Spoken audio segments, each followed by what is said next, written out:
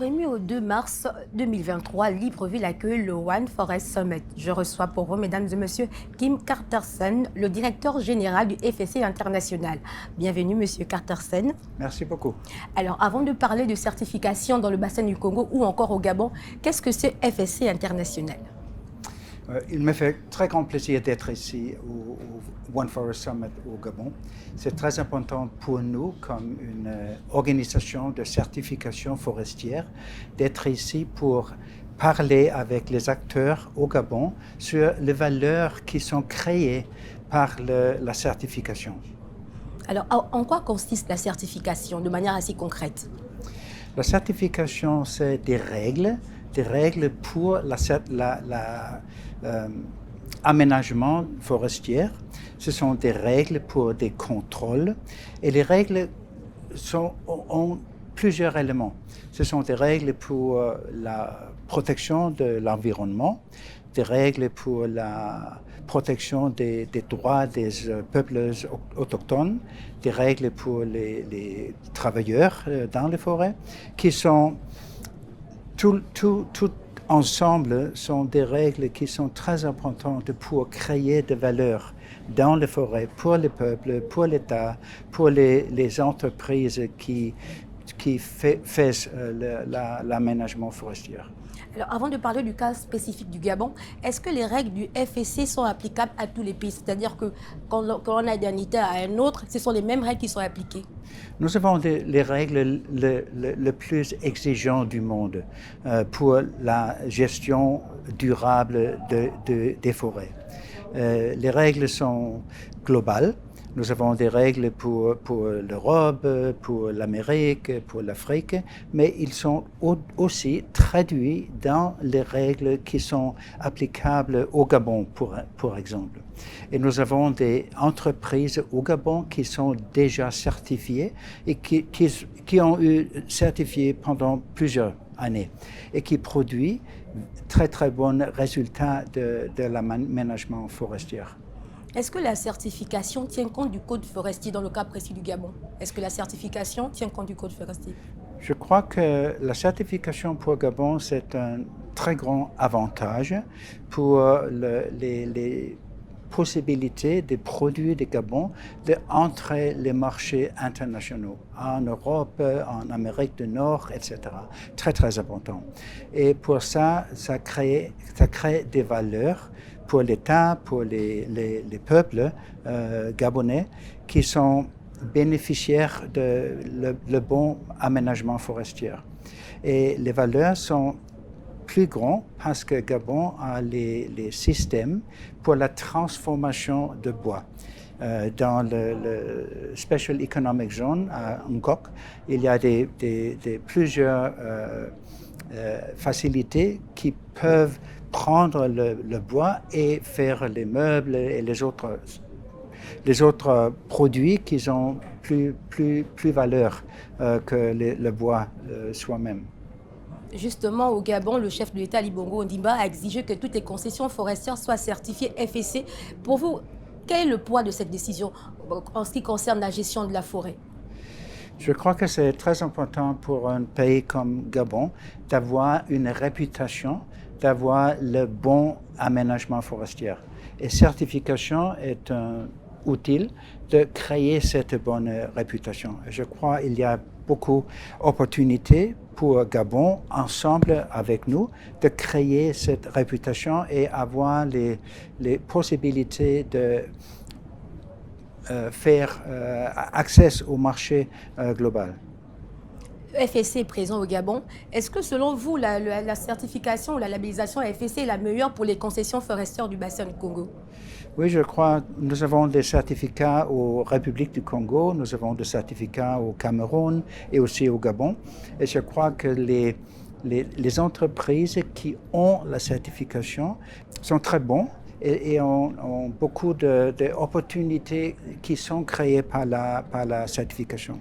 C'est aussi les règles créent aussi la qualité d'aménagement qui sont importants pour les travailleurs et aussi pour les entreprises. Justement, j'allais en venir. Lorsqu'on parle de gestion durable des forêts, Oui. de protection de l'environnement et de la biodiversité, est-ce que la certification aujourd'hui peut être, on va dire, cet outil qui permet de mieux gérer la forêt? Oui. Pourquoi? Pourquoi? Parce qu'il y a des règles et parce qu'aussi il y a une reconnaissance des valeurs du forêt, des valeurs des produits qui viennent des forêts certifiées.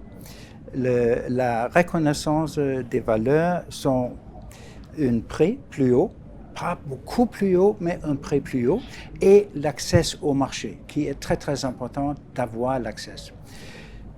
Ce qui ne fonctionne pas si bien au moment, c'est la reconnaissance des autres valeurs. La valeur de bois, oui, ça est là, mais la valeur pour la biodiversité, la valeur pour les carbone dans les forêts, la valeur pour la résilience climatique, ça, nous avons besoin des solutions qui peuvent faire ces règles plus reconnues. Alors, dans votre manière de fonctionner ou bien dans les règles que vous imposez dans la certification AFSC, est-ce qu'aujourd'hui, c'est un avantage contre le trafic illégal de bois? Et sur le marché international, quel poids donne la certification FSC aux pays qui ont souscrit? Ouais. Le problème avec la production illégale, est-ce que c'est moins cher? Et les produits, ils ne payent pas de taxes, ils ne payent pas de salaires pour les travailleurs, etc.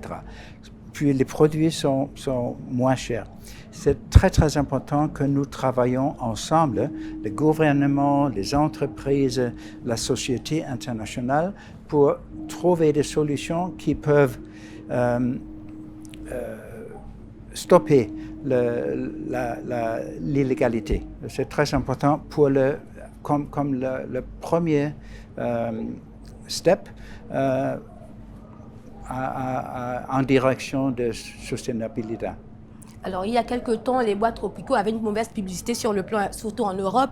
Est-ce qu'aujourd'hui, avec la certification, on va dire, les pendules sont remis à l'heure? Aujourd'hui, le bois tropical a plus de valeur sur le marché international.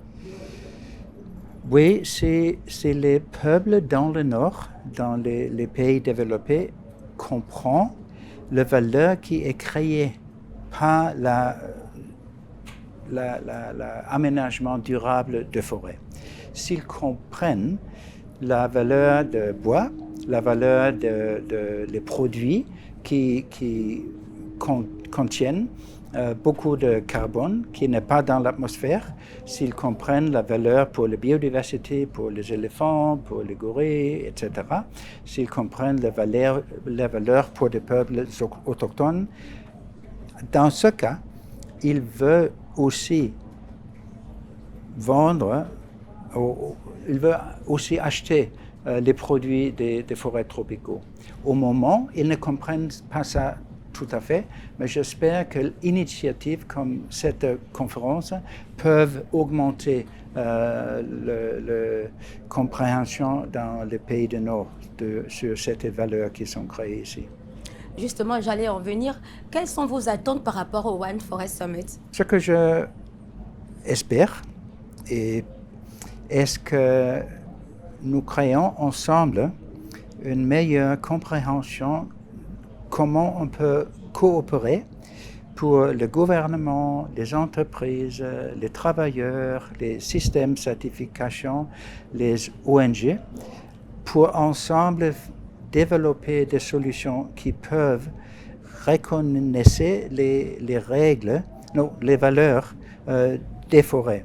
Et je crois qu'il y a des discussions sur les crédits biodiversité, sur les crédits de carbone qui ne comptent non seulement le carbone, mais aussi les autres valeurs qui sont créées dans les forêts. Et ça, je crois, on peut avoir des discussions, trouver des solutions, et puis travailler ensemble d'implémenter ces solutions.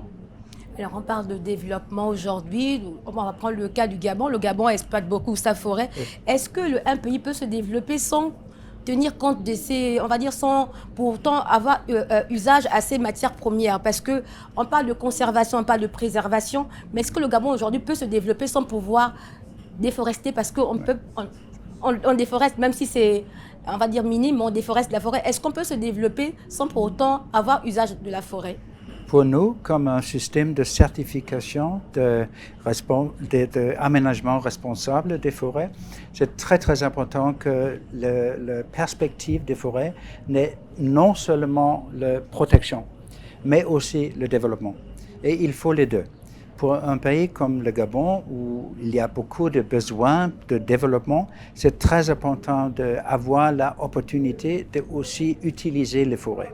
Utiliser les forêts dans une manière soutenable, naturellement, mais utiliser les forêts, protéger quelques forêts, mais aussi utiliser des autres, mais le faire dans une façon qui est durable.